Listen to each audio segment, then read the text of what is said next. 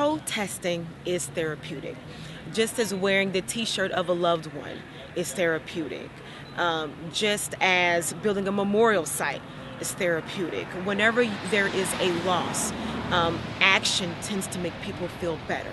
And so being able to chant and protest, make signs, and stand with other people, being able to protest with others who feel that same sense of loss is therapeutic. I am standing up to support those who have been affected by police brutality through therapy and counseling. There's a lot of stress of not knowing if you'll be arrested, not knowing if you'll be shot at, not knowing if you'll be tear gassed. I've met some protesters that have had to hide in ditches to escape law enforcement chasing after them, that have seen sights directed at their chest, rifles at their head. And so they play those thoughts and those images every night. The trauma and torture that they've endured will last with them for years to come. Police brutality affects Black and brown communities because it creates a sense of mistrust and fear.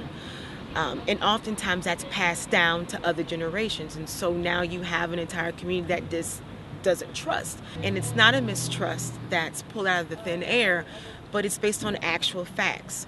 People actually watched an illegal chokehold of Eric Garner. People watched what happened with Mike Brown.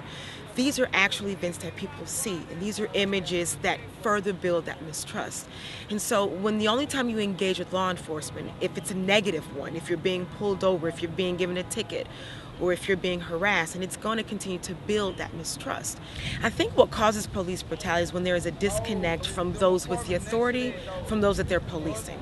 And so if you don't have real relationships, if you don't really see people as human, then you don't have that connection and you don't think twice before you act. If there are good, competent psychological evaluations done of our law enforcement officers, we can use that data to say which officer would be better matched with which community.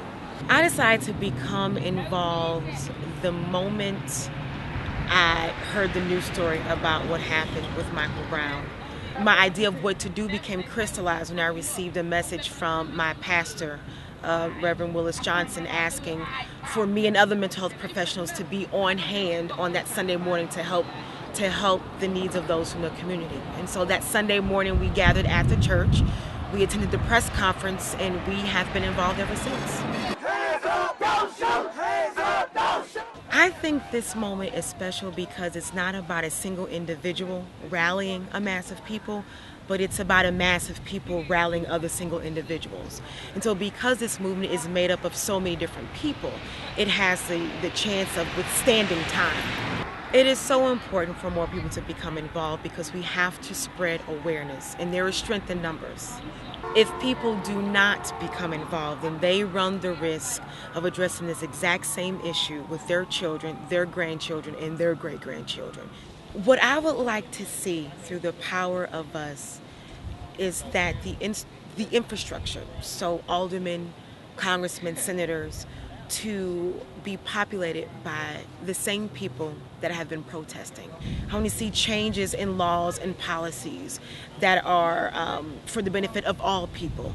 And so the discussion doesn't just end with what's best for the middle class, but also the working class, the poor class, and the homeless. My call is for all psychologists to become engaged. For those who may not feel competent to do the work, to recognize the limitations, but to seek the training to do so, and to rally around the community and support those not only in your local areas, but those here in St. Louis as well.